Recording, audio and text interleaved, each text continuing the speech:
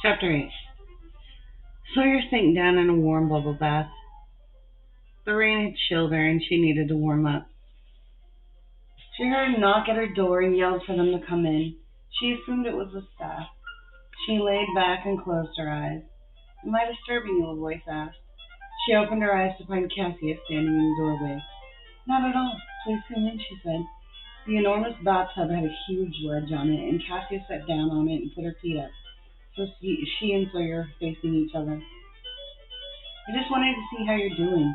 I know this has got to be overwhelming for you. They only have one of you to deal with. You have four of them. The odds are against you," Cassia said. Sawyer relaxed back again and said, "Thank you, Cassia. I appreciate that. That's actually not as bad as I thought it would be. I assumed everyone would be overwhelmed by trying to get to know everyone. But it's been easier than I thought, except maybe for Hunter. She has been proving to be a challenge." She sighed. "I'm pretty sure you're not the first person to say that about Hunter," Cassia said, laughing. Now Sawyer laughed. "I bet that's true," she agreed. "Don't let her bother you. Some girls are just that way. They always have been, and they always will be," Cassia said. "She reminds me so much of the girls from school.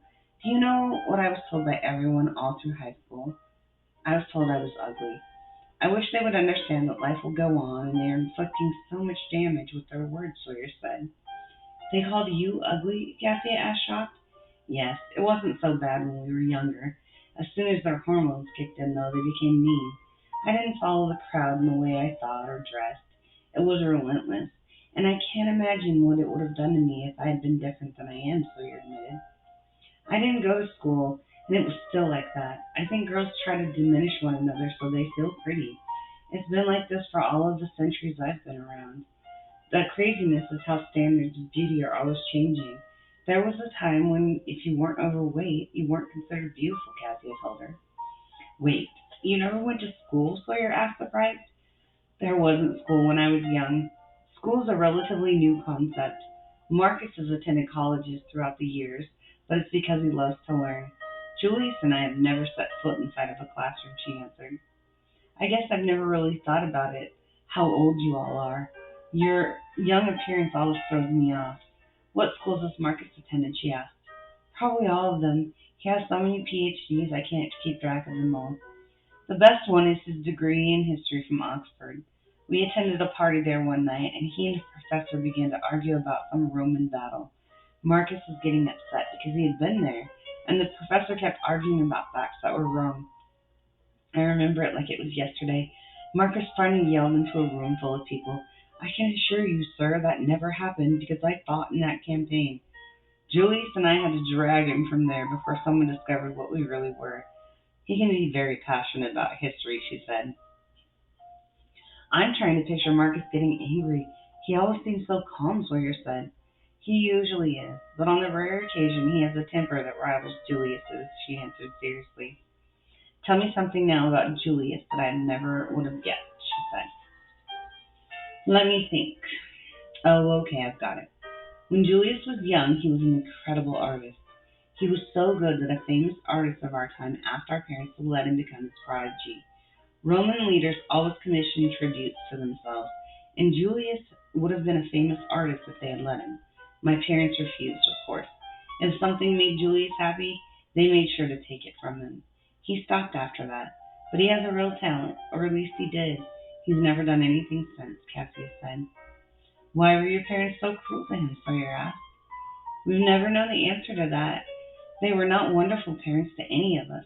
Marcus was the only one they absolutely adored, and even their treatment of him wasn't that great," Cassie answered and looked away. Sawyer could tell talking about her parents made her uncomfortable, and let the subject drop. "Tell me why Liam and Lucas don't like your family," she asked, changing the subject. "That goes back a long time. When the three of us first came to America, it was wild and untamed. The Native Americans were still the majority, and it was only just being settled by the English. Lucas and Liam were still young in the change, and had for some reason changed the entire group of settlers on Roanoke Island. The natives had already become suspicious of them before that, and started calling them skinwalkers. We tried to counsel Liam and Lucas. We tried to explain that the only way to remain alive was to remain undetected. They would not listen, though. I suspect they missed their family and had tried to create a new one for themselves. Whatever the reason, it put us all in danger. Julius lost his temper when they refused to listen, and he destroyed all of them. Lucas and Liam were so young they couldn't stop him and had to sit and watch. They had hated us since, but our secret remained safe, and they had never turned anyone again, until recently. I was surprised when I learned Liam had worked up enough nerve to change someone again. I'm sure, though, that he knows Marcus and Julius have an eye on the two girls, she answered. By this time Sawyer's bath had cooled, and she was ready to get out. Cassie had felt the heat from the water dropping and got up to leave. Well, I should be going now, but I'm here if you ever want to talk, she offered. Perhaps you can come tomorrow night again. I love talking to another girl, Sawyer said enthusiastically. You are surrounded by women, Cassia said, surprised. I'm the baby of the Fae. None of them talk to me like this. They're all caught up in teaching me things, and no one remembers I'm an adult now. It's a date, then. I'll pop by tomorrow at the same time, because I've never really had a girl to talk to either. With that, Cassia left, and Sawyer got out of the tub. As she lay in her bed that night, she replayed her day. She thought about watching Liam riding the wild stallion, and it had given her a glimpse into a different side of him. He had looked so relaxed, and the constant sneer he had was replaced with a smile. He and the horse had bonded, and she thought she should offer to let him keep the horse. The horse was made for them, and they should be together. She also thought that while everyone thought Liam was reckless, maybe he was just in fact restless. She had so much fun with Lucas, playing the ancient instruments and watching the look of concentration he would get made her laugh. She hadn't laughed so much in a very long time. He was the opposite of his twin in every way. He was easy-natured and had a true love of music like she did. She was looking forward to seeing him tomorrow. Marcus had been a brilliant conversationalist and had taught her so much in the small time they spent together. It had been exciting to hear him give first-hand accounts about things she'd only ever read about. She loved how he told a story. He made you feel as if you were there. She was excited to play chess with him. She believed she could learn a lot from him. She also loved that he was a true gentleman. His manners were a relic of the past, and she enjoyed them. She was also glad he had given her sound advice about Julius. Julius and she hadn't spoken much, but she had enjoyed being in his presence. She appreciated that he had comforted her when she had been vulnerable. She had felt at peace in their time together. She had so much going on, and having a moment of peace was exactly what she needed. She wondered where they would go tomorrow. She had drifted off to sleep without realizing it when she was awoken by terrified screams. She quickly put on a robe and opened a door to the source. She came in as everyone else was running into the room. Hunter was holding down Brexley, who was thrashing on the bed and screaming. Brexley was in the middle of a night terror and screaming, "No, please stop." Sawyer pushed through the crowd and approached the bed. Hunter looked up at her and yelled, "It will be fine. She will wake up soon." Hunter was worried that Brexley was going to get them kicked out. Sawyer leaned over the girl and placed a finger on her forehead. She immediately stopped thrashing and slowly opened her eyes, waking from the nightmare. She looked around confused. "How did you do that?" Hunter asked, confused. "Shh," was all Sawyer replied, and Brexley looked up at her. Hunter let go of her. "I'm so sorry," Brexley said to Sawyer as she sat down next to the girl. "It's not your fault," Sawyer said in a gentle tone. "I don't know why this happens," Brexley said in a sad voice. "I do. I saw everything that happened when I touched you." "Would you like me to help you make it stop?" Sawyer asked softly. "How?" Brexley asked, confused. "You will have to trust me. I can remove all of the pain and the fear for you. You will still remember, but you will sleep again," Sawyer said. "You can make it stop forever?" Brexley asked nervously. "Yes, I can," Sawyer answered. "Okay," Brexley agreed. With that, Sawyer stood up and took both of Brexley's hands to help her stand. When they were both standing, Sawyer waved her hand and the whole room changed. It was like a slow circle, and the scene morphed until they were standing in a basement. Above their heads, music blared, and they watched as three boys led a drunk Brexley down the stairs. The stairs were carpeted, and at one point she started to fall, but one of the boys caught her under her arms and dragged her down the stairs. The last boy shut the door, and the music, while still loud, became muted. The basement was fully furnished and had plush carpeting. It was this carpet that Brexley would remember the most about that night. It was blue and left rug burns all over her body. They could hear people upstairs laughing and yelling above the music. They were obviously at a party. The boy dragging Brexley dumped her on the floor and sat down on a couch behind him. One of the boys walked by her and pushed her over with his foot, then also sat down. Brexley's face was much younger, and everyone gasped as the boys began to rape the young girl. She was crying and begging them to stop.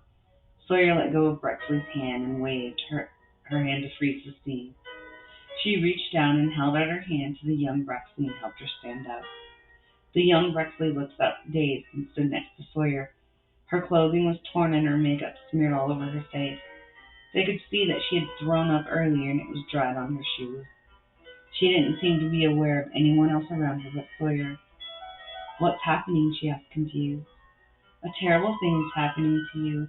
I am here to take your pain now," Sawyer said. "But it's my fault. I'm only in 8th grade and I came to this high school party. I should never have come here," she exclaimed in guilt. "This was never your fault, Brexley. No one has the right to do these things to you. You carry this guilt because you think somehow you could have made a different choice. This is not your choice. It was theirs," Sawyer said, pointing at the frozen boys. "I will leave this memory, but I can take the pain now and the guilt." With that, she folded her arms around the battered young girl, and the silver light swirled around them. When it stopped, the young Brexley was gone, and the room was slowly turning back. Brexley looked at her and said, "It's gone. I can still remember it, but I don't feel it anymore. Where did it go?" "I have it now," Sawyer answered. "Does it hurt you like it did me?" asked Brexley. "No, I am built to carry this for you, Brexley. It can't hurt me," she answered. "What's gone? What just happened?" asked Hunter. "I was 13 when that happened. I wanted to see what a high school was like since we were going the next year. I met high school girls when I did the cheerleading tryouts, and they invited me when I made the squad. I wanted them to think I was mature, and so I went. I never drank before, and it hit me so quickly. I don't remember much, just bits and pieces. I know what they did to me, though, and I never told anyone. I didn't want the girls to hate me or the boys to think I was a slut. I just buried this down and tried to forget about it. I guess it was coming out when I slept," Brexley said. "Why didn't you tell me about this?" Hunter asked. "I was embarrassed," Brexley answered. "What did she take from you, though?" asked Hunter. "The pain of it. It's like a weight's been lifted," she answered. "Does this mean you don't feel pain now?" Cassia asked, Sawyer, concerned. "No, I can feel the weight of it, but none of the pain," Sawyer said. Suddenly Liam was across the room and had grabbed Sawyer by the arms. He hadn't grabbed her roughly, but he held her firmly. "Give it back to her, then. You shouldn't have to carry it for her," he said loudly. She shook his hand off and said, "This is not a burden to me. It is what a fae is created for. Tonight I will release it into the wind and be free of it. Until then I will let the weight of it remind me that causing pain carries with it a heavy weight, and I should always choose kindness when I can." "Are you sure it won't hurt you?" he asked, sounding truly concerned. "I'm positive. I've been doing this my whole life. Once as a baby I took a pain from one of the staff accidentally. I will be fine. It is my purpose as a fae," she answered, and then walked to Brexley. Brexley hugged her tightly, and the first colors of dawn crept through the window. "You will be free of your torment now," she said as she let go of her hand and turned to go. They all slowly left the room, and she saw Marcus shoot a dirty look at Brexley before he left. When they reached the elevator, she touched his arm and said quietly, "I really am fine." "I hope that is true," he said seriously. "I will see you this afternoon." Then he stepped onto the elevator. Liam was waiting for her a few hours later when she came to meet him for riding. She could tell he was anxious to get back to the spotted horse. On the way to the stables, he said, "That was incredible what you did last night. Did you make us go back in time?" She shook her head and said, "No, we just went into her memory." "So we are all in her memory?" he asked. "Yes." "Do you go into people's memories often?" he asked. "Not usually, and I don't do it with people often, but I do go into memories." "Like, what if not people?" he asked suspiciously. "Like the horses, for example. They are rescues from bad homes. You seem to understand horses well enough to know that when a horse experiences trauma, it can become skittish and have behavior problems. I go in and take that from them so they can live out their days here peacefully. It's why I let them choose and why I don't stable them. If they want to go for the night, they can. If they want to sleep outside under the stars, I let them do that also, she explained. What happened to my horse to make it not allow riders? Liam asked. Nothing. Your horse was the only foal born here. He was waiting for you, I guess, she said. It was then that the horse came galloping up to them, or more accurately to Liam. He began to nuzzle his hands and Liam laughed. All right, I see you couldn't even wait for me to get here, he said, laughing, and pulled an apple from his pocket. He seemed quite taken with you, Liam. He barely tolerates the rest of us, she told him. He reminds me of a horse I once had. Perhaps he is that horse, then, she said seriously. He laughed. It was a few hundred years ago, so I doubt it. It was Sawyer's turn to laugh now. I forget you are not Fey and don't see what I see. May I lift your veil for a moment, she asked. Sure, he answered, confused. Sawyer waved her hand and removed the veil. Liam could see a silver cord connected from the horse's chest to his own, and it pulsed with energy. He stood mesmerized, watching it. All living things have energy, Liam. When they die, the energy goes somewhere. It can choose where to go, whether to the heavens or back into the earth and live again. I suspect your horse has chosen to wait for you, and its energy entered this bowl at birth. I noticed yesterday as soon as you touched him, your ethereal cord attached instantly. What happened to your old horse to part you? She asked. Liam could now feel the pulse of the cord, and it took him a moment to find his voice. It was taken from me and then killed shortly afterwards, he said, sadly looking into the horse's eye. Then I suspect it recognized your energy as you walked up yesterday. He's obviously been waiting for you, she said, and waved her hand. He couldn't see the cord anymore, but he still felt it pulsing. Could this really be Samson? How's that possible? As if to answer, the horse shook his head and looked him right in Liam's eye. Liam peered deeply and then said in a whisper, There you are, and petted the horse's nose. Sawyer smiled and said, I will make sure the two of you are not parted again. For the second day, Liam was lost in his horse, even more so now that he knew it was Samson. As soon as he was saddled, they were off, and she decided to let them be. She started back for the house, smiling, glad to see Liam and his horse were getting reacquainted. As Liam rode that day, he gave thought to how incredible Sawyer was, and wondered who her soulmate could be. He guessed it was Marcus, because they were both so serious, but he told Samson his secret. He hoped it might be him. Lucas came running into the music room. He had taken a wrong turn and was late. As he entered, he heard Sawyer playing a sad song on the piano. He stopped dead in his tracks and listened to her play. She had her eyes closed and looked beautiful as she played. The music touched him. It was a magnificent piece. When she finished, he clapped for a moment and she turned to him blushing. What piece was that? I've never heard it before, he asked. She smiled and answered, It's my own. You have a real talent. May I ask what inspired it? My soulmate. When I sit here, I can feel his energy, and my fingers flow across the keys with his energy. This is the song that always comes out. The window in the music room was open, and the melody had been caught by the wind and carried off. It filled the whole house, and everyone stopped what they were doing when they heard it. A single tear had slid down the face of one of the men listening as he recognized the sound of his own sorrow. Lucas and Sawyer went through old sheet music and decided to play the oldest songs first. They were both adept on multiple instruments, and soon music that had not been heard since the beginning of time filled the house. Their time was once again up too quickly. When she entered the library, Marcus was setting up a chessboard for them like he had read her mind. I see we're playing chess today, she said. I hope you don't mind. I think playing chess helps me gauge a person's character, he answered. Not at all. I was going to suggest it myself, she said. He stood and pulled out a chair for her. When she was seated, he scooted it in and then poured her a glass from the decanter for her own and sat down. Shall we then, he asked. They were both skilled enough to hold a conversation and play. I always listen to you and Lucas play. I must remark on how skilled you are musically, he noted. Thank you. I have had many wonderful teachers in the Fae, although I must admit that I have an advantage most of them don't. What advantage would that be, he inquired. Music is flowing energy. I believe that's why it touches so many people. I can feel its direction and let it flow through me. Anyone who's created a song or a melody has felt it flowing in them deep inside. I'm simply replaying the flow that went through them, she said humbly.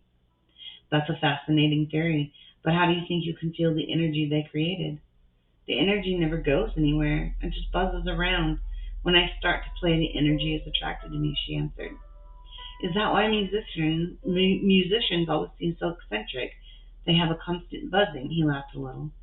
Absolutely.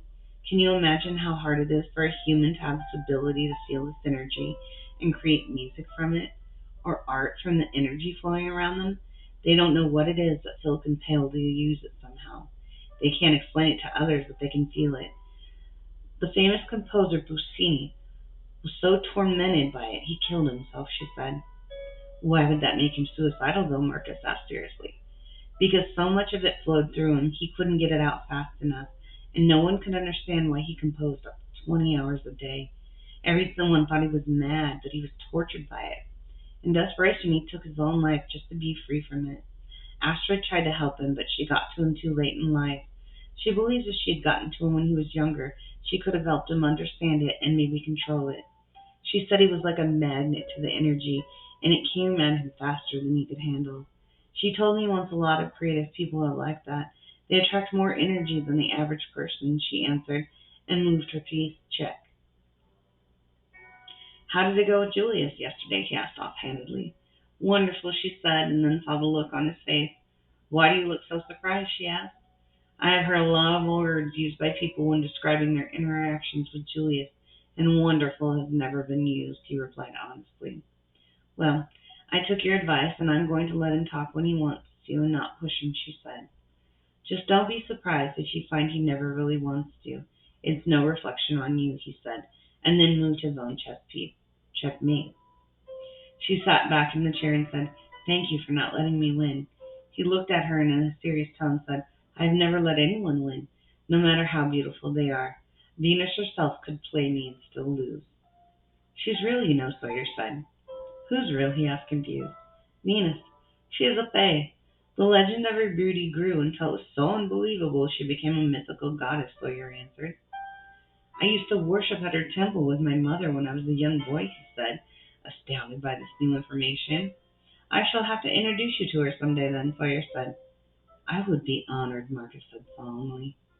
She found Julius waiting for her to go on their walk. He was pacing and seemed agitated. She smiled at him in greeting, but he didn't return her smile. Where would you like to walk today? She asked. Wherever you need to go so you can get rid of that thing you took from Rexley last night, he answered sternly. She was taken back by his tone and slightly irritated, but chose to ignore it. She wasn't a child who didn't know how to use her own powers.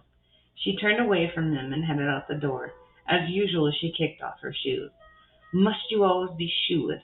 What would happen if you cut your feet and I couldn't resist the scent of your blood? He asked her rudely. Now she was getting really irritated. I will always take off my shoes, Julius, so you will just have to learn how to resist the scent of me, she said back angrily. Then she walked off, and he had no choice but to follow. She waved the door into existence before they even reached the garden. She didn't want to spend any more time with this angry version of Julius than she had to. She couldn't understand why he was acting like this, and furthermore, she didn't care. She had known he had earned a reputation as ill-tempered and cruel, but she would not tolerate it. The door opened and they stepped onto an endless sea of sand. Julius looked and could see nothing but sand in every direction and felt the hot sun burning down on them. Where are we? He asked. Lydia, she replied curtly. Now stand directly behind me and do not speak so I can get this done. Julius stepped behind her but leaned over to see what she was going to do. She opened her hand, palm facing up. The silver light started to swirl in the center of her palm. It began to spin so fast it looked like a tiny tornado. It started to pull blackness from her palm through the funnel until a ball of what looked like black sand was in the palm of her hand. It looked alive as it spun around itself. When the blackness was the size of a tennis ball, the silver light stopped. The wind began blowing it slowly from her hand. It looked like it was taking it one grain at a time. The wind started to grow in intensity and finally took the last grain from her hand. From behind her, Julius said, Is it finished? She turned to face him and waved her hand. It is just the beginning, she said ominously. He could hear a great thundering coming from behind them and turned to see a great wall of sand coming right for them. He wrapped his arms around her to protect her and closed his eyes against what was coming. She had wrapped the silver light around them, trapping them in a bubble of energy. The sandstorm raged around them, but they were untouched. He looked up and asked, "What is happening now?" "The wind is carrying away the pain I took from Brexley. It is scattering it through the sand so no two grains will ever touch again," she answered. "Does it hurt you when you do that?" he asked. It was then that Sawyer realized that Julius was not angry with her. He was expressing his fear in the only way he knew how. He was concerned she was going to be hurt in some way. He had no real idea of what she was, and she had to show him his fears were unfounded. "Julius, try to bite into my wrist," she said, and held it up to his face. "Absolutely not," he said angrily. "Please just trust me. I need to show you something, and this is the only way," she pleaded. "I can't. I'm afraid I won't be able to stop," he said softly. "Julius, I can't be hurt, and I need you to understand that. Please," she begged. He stared at her for a long moment. He trusted no one but his siblings. He willed himself to stop once he had broken through the skin and not taste a drop of blood. He gently raised her wrist to his mouth and bit down. To his surprise, he could not break the skin. It was like trying to bite into steel. He had to concede it may be easier to bite into steel, and he looked up at her surprised. She smiled at his look and brought her wrist away. "When a fae is created by the earth, we are made indestructible. Mother and I cannot be hurt like the other fae. I will not cut my feet if I don't wear shoes, and I will not be hurt by taking away another person's pain. I need you to stop worrying about me, Julius," she said gently. He looked into her eyes and said, "I can't." "Why not?" she asked, confused. "I don't know. Since the moment we arrived, every sense in my body has been on high alert that you are in danger, and I don't know why," he confessed. "Well, we will try to figure out why you feel like that. Maybe the Fae will know. I'm not asking you to ignore your intuition, but I am asking for you to try to keep it in check. You are becoming unbearable," she asked gently. Julius then uttered the words he had not said since the change. "I'm sorry. I'll try." She smiled at him, and he thought his heart might melt. He knew then that he would do anything to make her smile again. "Thank you," she said. It was then they both noticed the sandstorm had abated. "Shall we go somewhere more pleasant?" she asked. "Definitely," he agreed. The door opened into her garden, and she spent the rest of the evening showing him her favorite flowers. When they returned to the house, Liam was starting up the stairs and stared at them for a moment. "Do you know you're both covered in sand?" he asked. They both just laughed.